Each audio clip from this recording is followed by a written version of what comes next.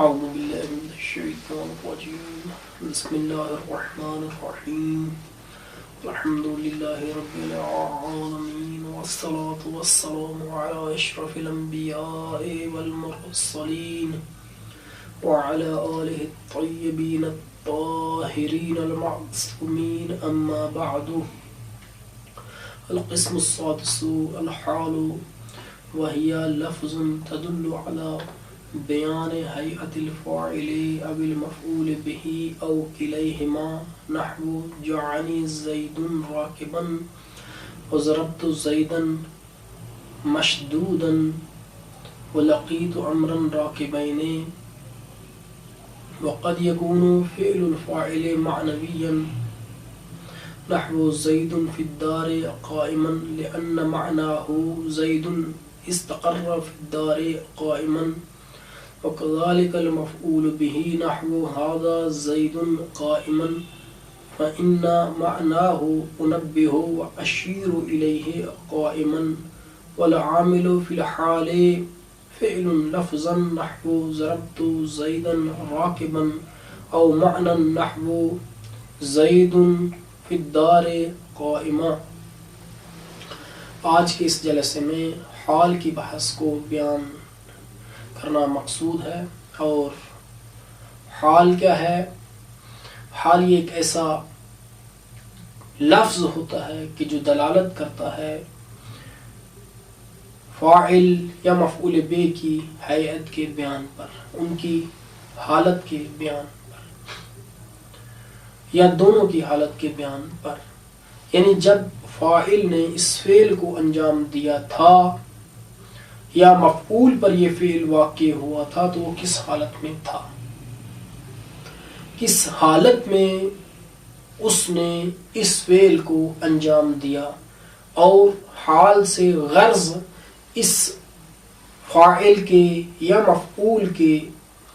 مفعول بے کی حالت اور ہیئت کو فعل کے اس پر انجام، فعل پر اس کے واقع ہونے کے وقت یا اس کے فعل کو انجام دینے کے وقت یہ مقصود ہوتا ہے. مثال جیسے جعلنی زید راکبا، میں آیا میرے پاس زید اس حال میں کہ وہ سوار تھا. تو اب مقصود راکب سے کہ راکبن یہاں پر حال واقع ہو رہا ہے اور زید ذل حال ہے. حال یعنی وہی کلمہ کہ جو حالت کے فاعل یا مفعول بے یا دونوں کی حالت کے بیان پر دلالت کرتا ہے، ان دونوں کی حالت کو بیان کرتا ہے. ذل حال یعنی جس کی حالت کو بیان کرنا مقصود ہوتا ہے، یعنی وہ صاحب حالت کو ذل حال کہا جاتا ہے.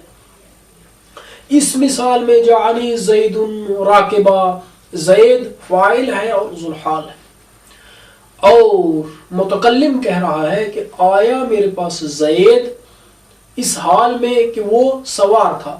یعنی جب وہ آیا تو اس وقت کون سی حالت میں تھا؟ وہ سواری کی حالت میں تھا، کسی چیز پر سوار تھا، گھوڑے پر سوار تھا، بس پر سوار تھا، کار پر سوار تھا، کسی چیز پر بھی. یعنی رکوب کی صورت میں اور راکب ہونے کی صورت میں کی حالت میں میرے پاس آیا.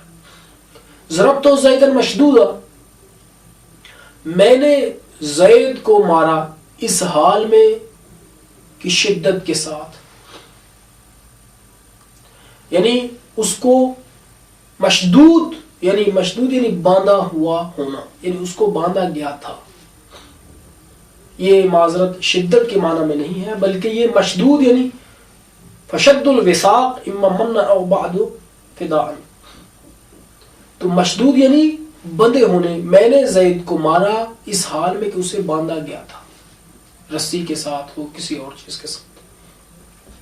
لقیت عمرا راکبین، تو یہاں پر پہلی مثال میں مشدود، یہاں پہ مفعول بہ کی حیت کو بیان کیا گیا ہے کہ جب زید کو مار پڑی تو وہ اس صورت میں مشدود بندھا ہوا تھا. لیکن آخری مثال لقیت عمرا راکبین، اس میں فاعل اور مفعول بہ دونوں کی حالت کو بیان کیا جا رہا ہے. اور متکلم کہہ رہا ہے کہ میں نے ملاقات کی امر سے اس حال میں کہ ہم دونوں سوار تھے، یعنی وہ بھی سوار تھا میں بھی سوار تھا۔ یہ فعل ملاقات کا فعل جو واقع ہوا ہے یہ دونوں کی سواری کی حالت میں واقع ہوا ہے۔ اب یہاں پر کبھی کبھار ایک اور حکم حال کا کہ کبھی کبھار فاعل کا فعل جو ہے وہ معنوی ہوتا ہے، یعنی ظاہری طور پر ذکر نہیں ہوتا، جیسے مثال دیتا ہے کہ زید فی الدار قائمہ، تو یہاں پر فی الدار جو ہے یہ متعلق ہے ایک فعل کی، کیونکہ جار و مجرور ان کے لیے ضروری ہے کہ ایک متعلق کا ہونا، اور یہ چونکہ خود متعلق ہوتے ہیں اس کے لیے ان کے لیے ایک متعلق کا ہونا ضروری ہے، اور وہ کیا ہوگا؟ وہ محذوف معنوی ہوگا۔ تو یہاں پر وہ کیا ہے؟ استقرہ ہے۔ اب یہ جار و مجرور اس کے متعلق ہے، اور اس ظرف کو ظرف مستقر کہتے ہیں، کیوں؟ کیونکہ اس میں ایک ضمیر ہوتی ہے۔ اب یہ قائمن جو حال واقع ہو رہا ہے یہ اس فعل استقرہ فعل کی ضمیر سے کہ جو اس کے لیے فاعل ہے اس سے حال واقع ہوگا، اور وہ چونکہ یہاں پہ معنوی ہے، معنی کے طور پر موجود ہے، لذا اس وجہ سے یہی کہا ہے مصنف نے کہ کبھی کبھار فعل کا یعنی فاعل کا فعل معنوی ہوتا ہے، فاعل کا فعل معنوی ہوتا ہے۔ زید فی الدار قائمہ، زید گھر میں اس حال میں کہ کھڑا تھا، یعنی زید اس نے قرار پایا گھر میں اس حال میں کہ کھڑا تھا۔ لأن معنہ، اب آگے بیان کرتے ہیں اس کے معنی کو بھی بیان کر دیا، لأن معنہ زید استقر فی الدار قائمہ، اور اسی طرح سے کہتے ہیں کہ مفعول بہ بھی ہے کہ اس کا بھی کبھی کبھار، اس میں بھی کبھی کبھار یعنی عامل جو ہے وہ معنوی ہوتا ہے، جیسے ھذا زید قائمہ، کہ ھذا جو یہاں پر ہے یہ کیا ہے؟ اس کا معنی انبہ و اشیرو ہے، ہا بمعنی تنبیہ ہے، اور ذا چونکہ اشارہ کے لیے تو اس کا معنی ہے اشیرو۔ دونوں میں سے کوئی ایک بھی لیا جا سکتا ہے، یعنی یا دونوں کہہ لیں، جیسے کہ مصنف نے کہا ہے کہ فَإِنَّ مَانَهُ أُنَبِّهُ وَأَشِيرُ، اس کا معنی میں تنبیہ کرتا ہوں اور میں اشارہ کرتا ہوں، ہا کا معنی تنبیہ کرنا، ذا کا معنی اشارہ کرنا، تو یہ دونوں معنوی، عامل معنوی معنی کے طور پر، اور یہ قائمن اسی کے فاعل سے کہ انبہ میں ضمیر مستتر ہے اور اس کا استتار وجوبی ہے، انا، اور اشیروں میں بھی ضمیر ہے کہ جس کا استتار وجوبی ہے، وہ ہے انا، اس سے یہ حال واقع آ رہا ہے، اور وہ ضمیر جو ہے وہ ذوالحال واقع ہو جائے۔ اب یہاں پہ عامل حال میں فعل ہوتا ہے، جیسے یہاں وہ لفظاً ہوگا جیسے ضربت زیدن راکبا، تو یہاں پر زید یہ مفعول بہ ہے، راکبن جو ہے یہ حال ہے، اور ضربت یہاں پر یہ عامل ہے، ضربت زیدن میں نے مارا زید کو اس حال میں کہ وہ راکب سوار تھا، تو یہاں پر عامل جو ہے وہ فعل واقع ہو، اور وہ فعل لفظاً موجود ہے عبارت میں، او معنن، یا وہ عامل معنوی ہوگا، یعنی معنی کی صورت میں، معنی فعل کی صورت میں ہوگا۔ زید فی الدار قائمہ، تو مثال اس کی یہ مثال پہلے گزر چکی ہے اور اس کا معنی بھی پہلے گزر چکا ہے، اور یہاں پہ اصل عبارت اس کا معنی یہ ہے کہ زید استقر فی الدار قائمہ۔ القسم السادس الحال، قسم ششم چھٹی قسم حال ہے، وہی لفظ، اور یہ ایک ایسا لفظ ہوتا ہے تدلو، ایسا لفظ ہے جو دلالت کرتا ہے علی بیان ہیئت الفاعل، فاعل کی ہیئت کے بیان پر، یا مفعول بہ کی ہیئت کے بیان پر۔ اول مفعول بہ اس کا عطف فاعل پر ہے، او کلیہما یا دونوں کی ہیئت کے بیان پر دلالت کرتا ہے، جیسے جعلی زید راکبا، آیا میرے پاس زید اس حال میں کو سوار تھا، وضربت زیدا مشدودا، اور میں نے مارا زید کو اس حال میں کہ وہ بندھا ہوا تھا، ولقیت عمرا راکبین، اور میں نے ملاقات کی عمر سے اس حال میں کہ ہم دونوں سوار تھے، وقد يكون فعل الفاعل معنويا، اور کبھی کبھار فاعل کا فعل معنوی ہوتا ہے، یعنی معنی فعل کی صورت میں ہوتا ہے. جیسے زید فی الدار قائما، زید گھر میں تھا اس حال میں کہ کھڑا. لأن معناه، کیونکہ اس کا معنی زید استقر فی الدار قائما، زید وہ قرار پائے ہوئے تھا گھر میں اس حال میں کہ کھڑا تھا. وَكَذَلِكَ الْمَفْعُولُ بِهِ، اور اسی طرح سے مفعول به ہے. نحو هذا زید قائما، یعنی کذالک کا اشارہ، کذالک کا اشارہ مفعول به کا فعل یعنی مفعول به کا عامل وہ معنوی ہوتا ہے. هذا زید راکبا، هذا زید قائما، کہ یہ زید ہے اس حال میں کہ کھڑا. تو حاضہ کا معنی یہاں پر فَإِنَّ مَعْنَاهُ، اس کا معنی کیا ہے؟ فَإِنَّ مَعْنَاهُ أُنَبِّهُ وَأَشِيرُ إِلَيْهِ، میں تنبیہ کرتا ہوں اور میں اشارہ کرتا ہوں اس کی طرف اس حال میں کہ وہ کھڑا ہے. وَالْعَامِلُ فِي الْحَالِ فِعْلٌ، اور عامل حال میں فعل ہوتا ہے لفظاً ازر لفظ کے.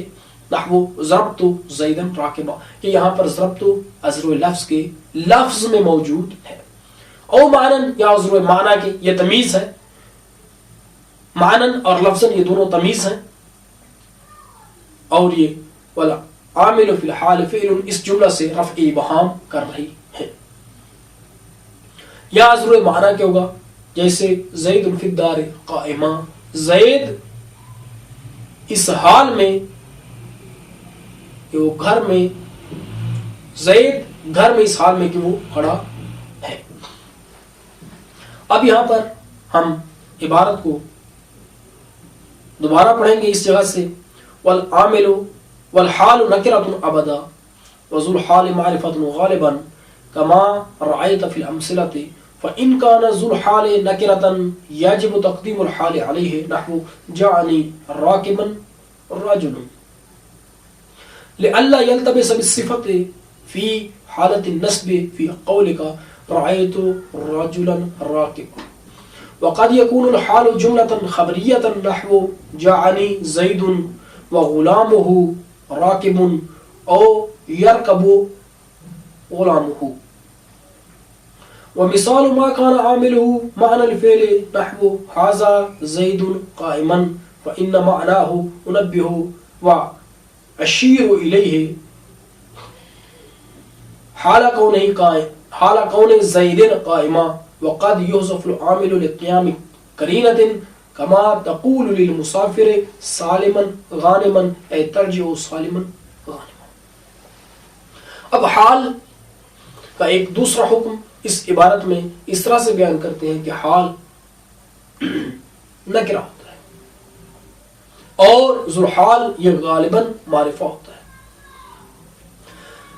جیسے کہ یہ مثالیں جو پہلے گزر چکی ہیں ان میں بھی یہ بیان کیا گیا، ان سے یہ مطلب واضح ہے کہ حال جو ہے، حال ہمیشہ نکرہ واقع اور راکبن میں مشدودن، اسی طرح سے راکبین یا قائمہ ان میں حال نکرہ ہے اور ذو الحال وہ معرفہ ہے.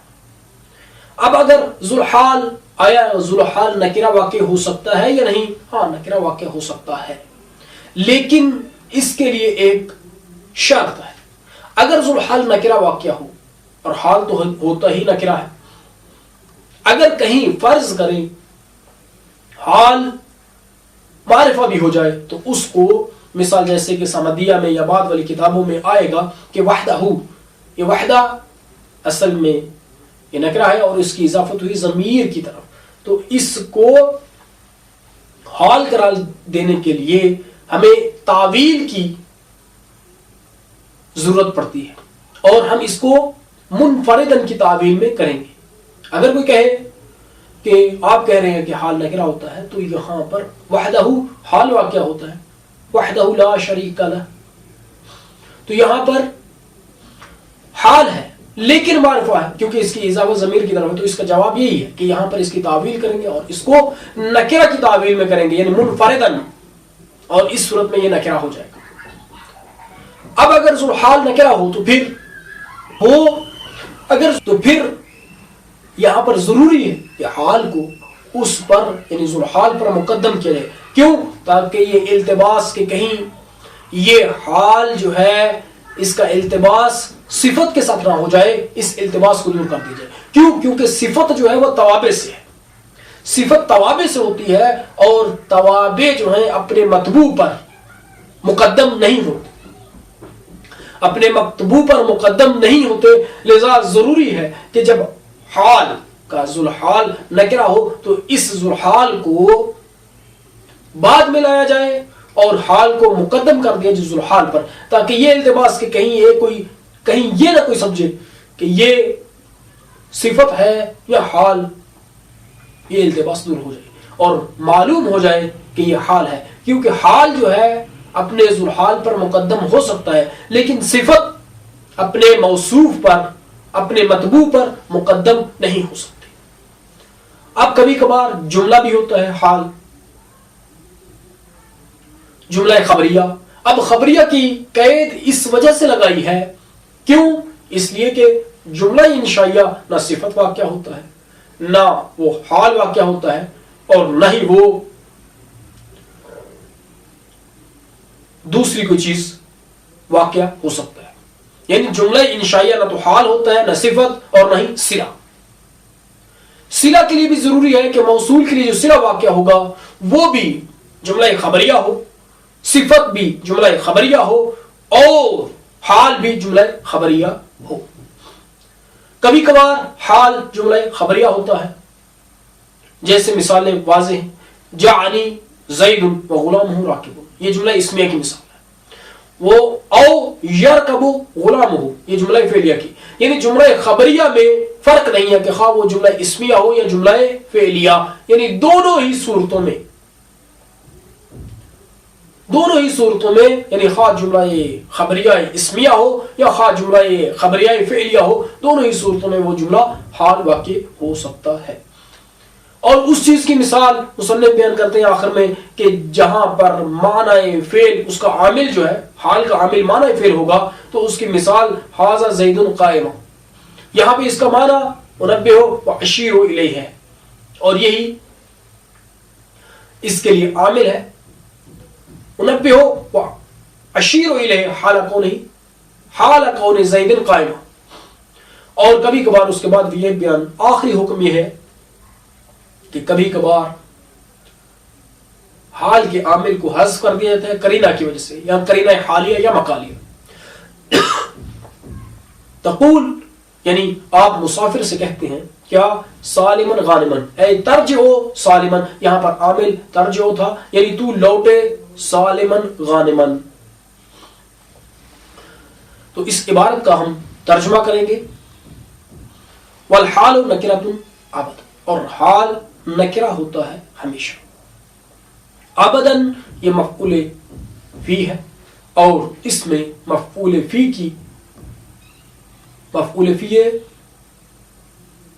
مبہم. وذوالحال معرفۃ غالبہ، اور ذوالحال غالباً معرفہ ہوتا ہے. کما رأیت فی الامثلۃ، جیسے کہ تو نے دیکھا امثلہ میں. وَإِن كَانَ ذُوالْحَالِ نَكِرَةً، پس اگر ذوالحال نکرہ ہوگا، یجب تقدیم الحال علیہ، واجب ہے حال کا مقدم کرنا علیہ اس ذوالحال پر. جعلی راکباً رجل، تو یہاں پر ذوالحال نکرہ ہے کہ جو رجل ہے، اور یہاں راکباً حال ہے اور اس کو مقدم کر دیا گیا ہے ذوالحال پر. کیوں؟ لئلا یلتبس بالصفت، تاکہ یہ حال ملتبس نہ ہو صفت کے ساتھ. فی حالت النصب، حالت نصب میں.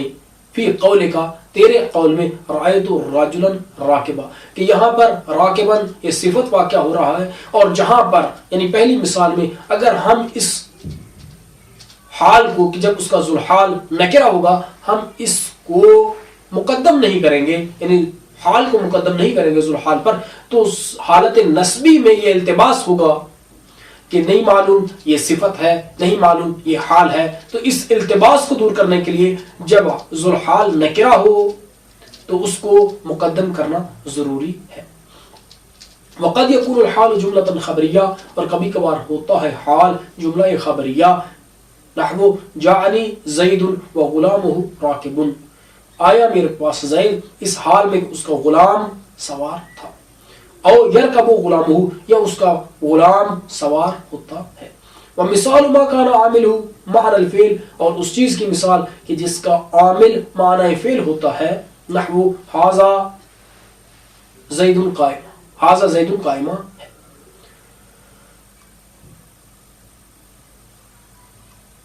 ومثال ما کان عاملہ معنی الفعل، یہ پورا کا پورا مبتدا ہے، نحو ھذا زید قائما، یہ اس کے لیے خبر ہے. فإن معناه، کیونکہ اس کا معنی انبہ واشیر الیہ، میں تنبیہ کرتا ہوں اور میں اشارہ کرتا ہوں اس کی طرف، حال کون زید، زید کے ہونے کی حالت میں، اس حال زید کے کھڑے ہونے کی حالت میں. وقد یحذف العامل، اور کبھی کبھار حذف کیا جاتا ہے عامل کو، یعنی عامل حال کو، لقرینۃ، قرینہ کی وجہ سے، یعنی لقیام قرینۃ، لوجود قرینۃ، قرینہ کے پائے جانے کی وجہ سے. کما تقول للمسافر، جیسے کہ تو کہے گا مسافر کو، سالمن غانمن، اے ترجع سالمن غانمن، یعنی تو لوٹے اس حال میں کہ سالم و غانم. القسم السابع التمييز، وهو اسم نکرۃ تذکر بعد مقدار او عدد او کیل او وزن او مساحت او غیر ذلك. لیکن یہاں پر ایک عبارت میں اشتباہ ہے. یہاں پر مختلف عبارتیں ہیں. ہمارے پاس حاشیہ ہے مدرس افغانی کا، اور اس میں انہوں نے اس طرح سے لکھا ہے بعد مقدار وہوا، یعنی مقدار، وہوا یہ مقدار عدد.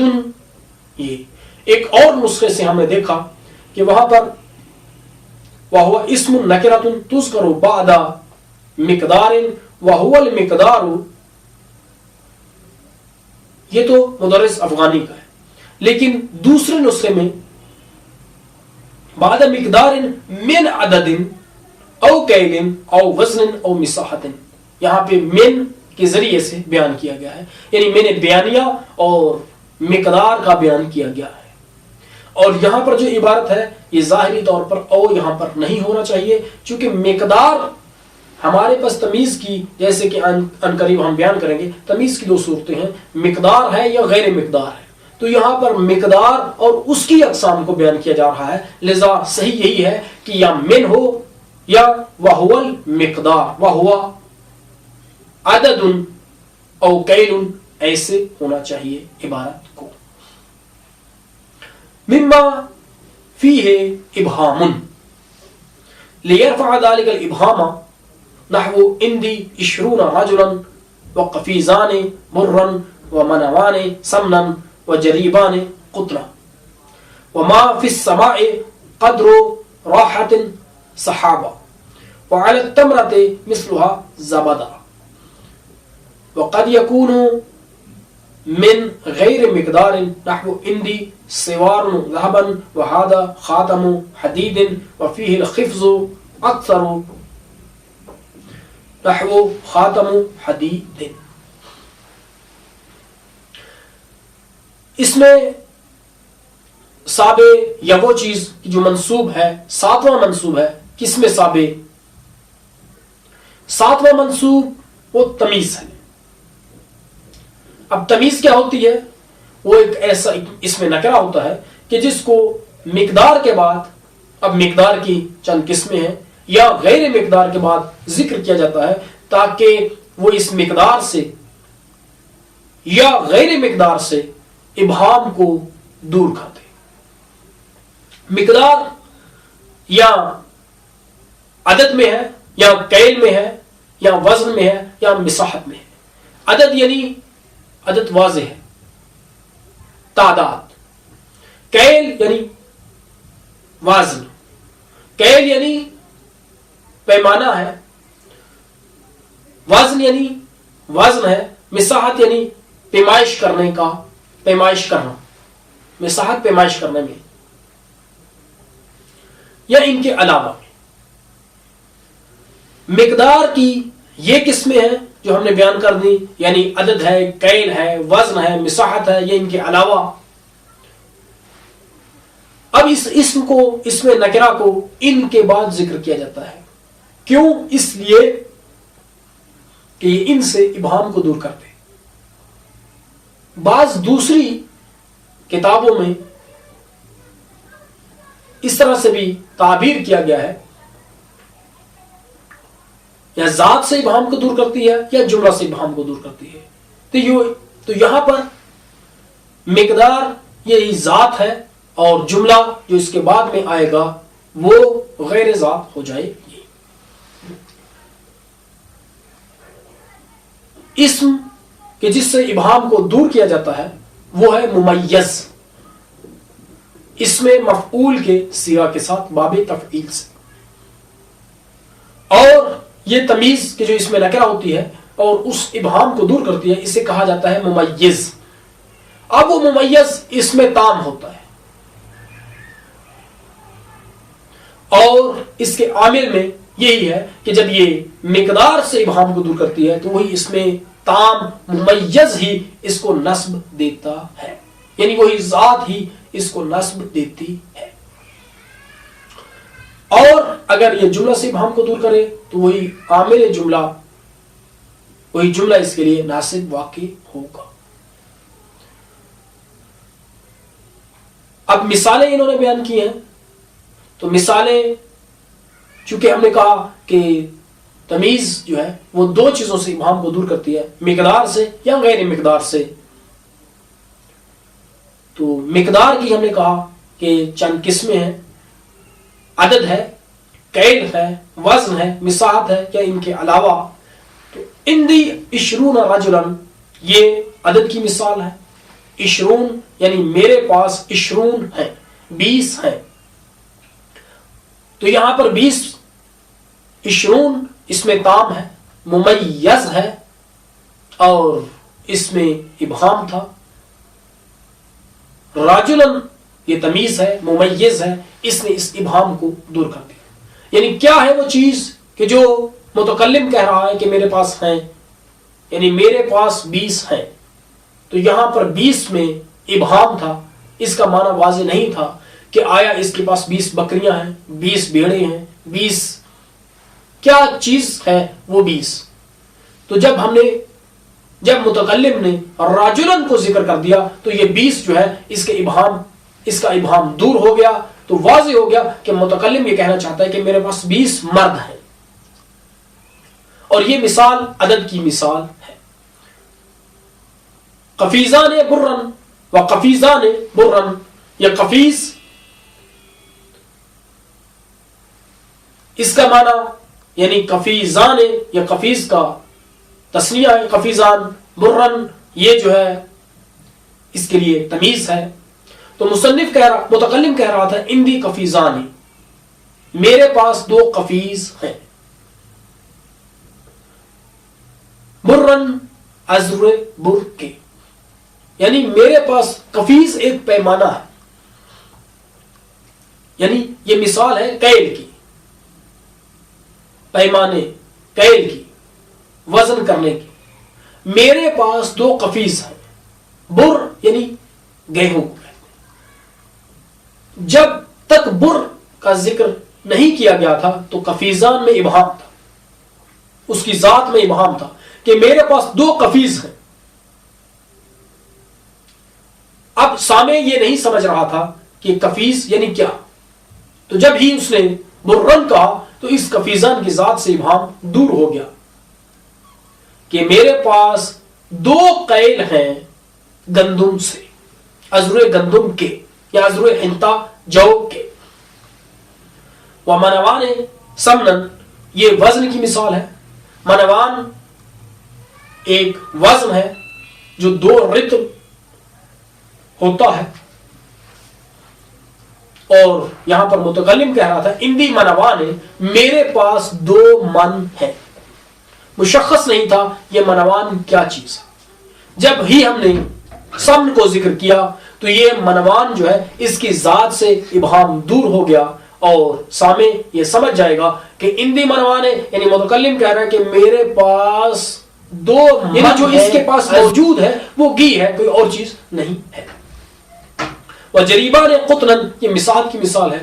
جریب یہ ایک پیمانہ ہے جو پیمائش کے لیے، زمین کی پیمائش کے لیے ہوتا ہے، اور یہاں جریب سے مراد یہ جریبان تسنیہ ہے جریب کا، اور جریب جیسے ہم نے بیان کر دیا ایک پیمانہ ہے زمین کی پیمائش کے لیے، ایک گز ہے، اس کو گز کہا جاتا ہے۔ تو یہاں پر ابہام تھا جریب کی ذات میں۔ اندی جریبا نے میرے پاس دو جریب ہیں، قطنن یہ روئی کو کہتے ہیں، اور قطن یعنی جب اسی قطن کو ذکر کیا تو اس جریبان سے ابہام دور ہو گیا، یعنی گویا کہ اندی جریبا نے متکلم کہہ رہا تھا کہ میرے پاس دو جریب ہیں ازر روئی کے، قطن یعنی روئی۔ تو یہاں پر جریبان ممیز ہے اور قطن یہ ممیز ہے۔ اس ممیز کی ذات سے کہ جو ذات تھا ممیز نے کہ جو قطن ہے اس نے ابہام کو دور کر دیا ہے۔ اور وما فی السماء قدر راحت صحابہ جامی کے نزدیک اور وعلی التمرۃ مثلها زبدہ یہ دونوں مثالیں جامی کے نزدیک یہ بھی مقدار کی ہیں، لیکن ان کے غیر کے پاس انہوں نے ظاہری طور پر، مصنف نے یہاں پر ظاہری طور پر اس کو غیر ذالک سے شمار کیا ہے، یعنی مقدار یا عدد سے ہے یا کیل سے ہے یا وزن سے ہے یا مساحت سے ہے، تو یہ غیر ذالک کے عنوان میں یہ دونوں مثالیں آئیں گی۔ وما فی السماء اور نہیں ہے آسمان میں قدر راحت صحابہ ہتھیلی کی مقدار سحاب یعنی بادل۔ یہ سحاب یہ ممیز ہے یعنی تمیز ہے، اور اس نے ابہام کو دور کر دیا ہے کس سے؟ قدر راحت سے، یعنی وہ جو آسمان میں نہیں ہے ہتھیلی کی مقدار، کف دست کی مقدار، وہ کیا نہیں ہے؟ اس کی ذات میں قدر راحت میں ابہام تھا۔ تو یہاں پر جب ہم نے صحاب کو ذکر کیا تو یہاں سے ابہام کو دور کر دیا گیا۔ وہ علی التمرۃ مثلها زبدہ، اور تمرہ یعنی چھہارے پر، تمرہ یعنی کوئی کھجور، چھہارا اس کو کہتے ہیں، تمرہ پر کھجور پر چھہارے پر اس کی مثل زبدہ مکھن یا کریم ہے۔ تو یہاں پر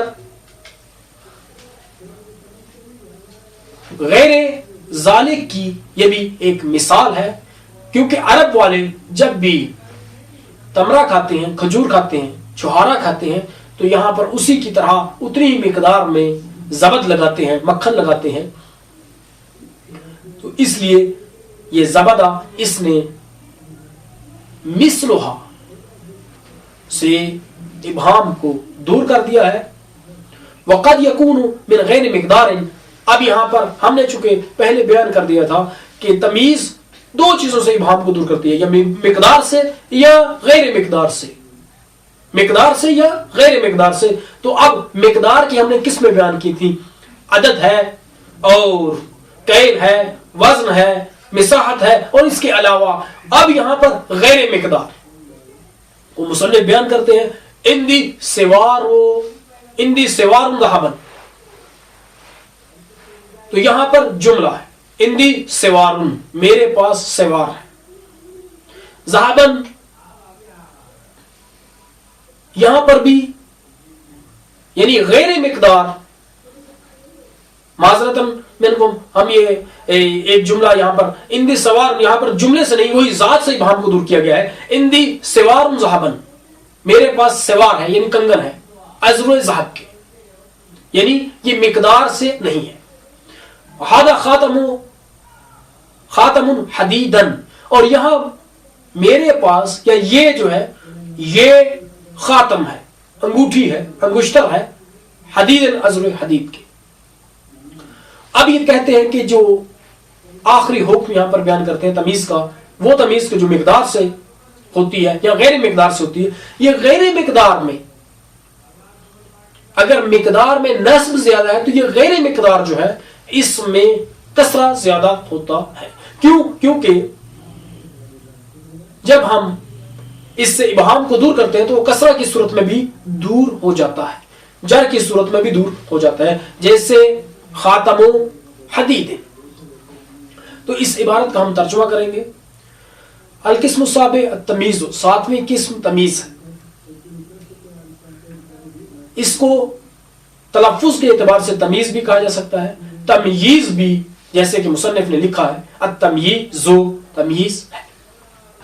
وہو اسم، اور وہ اسم ہے، نکرۃ، اسم نکرہ، ایسا اسم کہ جو نکرہ ہوتا ہے، بعد مقدار، مقدار کے بعد، او لکھا ہے یہاں پر، ہم نے پہلے بھی اس اشتباہ کی طرف آپ کی توجہ کو مبذول کیا تھا، اور اس میں صحیح عبارت یہ ہے کہ وہو المقدار، یا وہو عدد او کیل، یا یہاں پر ایسے کیا جائے کہ جیسے کہ بعض دوسرے نسخوں میں ہے بعد مقدار من عدد او کیل او وزن او مساحت او غیر ذالک، اور جس کو ذکر کیا جاتا ہے مقدار کے بعد کہ جو بیان ہے عدد سے، کیل سے، عدد سے یا کیل سے یا وزن سے یا مساحت سے یا ان کے علاوہ سے، مما فیہ، ان چیزوں میں کہ جس میں ابہام ہوتا ہے۔ کیوں ذکر کیا جاتا ہے اس مقدار کے بعد؟ لیرفع ذالک الابہام، تاکہ یہ تمییز اس ابہام کو دور کر دے۔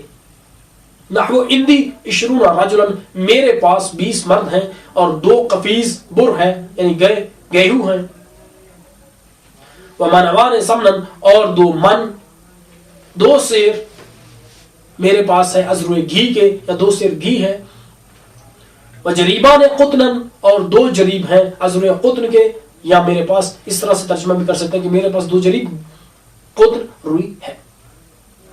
وما فی السماء قدر راحت صحابہ، اور نہیں ہے آسمان میں ہتھیلی کی مقدار بادل، وعلی التمرۃ مثلها زبدہ، اور چھہارے پر اس کی مثل زبدہ گھی ہے یا مکھن ہے۔ وقد یکون من غیر مقدار، اور کبھی کبھار یہ تمیز غیر مقدار سے ہوتی ہے، جیسے عندی سوار ذہبہ، میرے پاس کنگن ہے عذر سونے کی، وہذا خاتم، اور یہ خاتم ہے عذر حدید کے، وفیہ الخفض اکثر، اور اس میں خفض یعنی کسرہ زیادہ ہے، نحو خاتم حدید،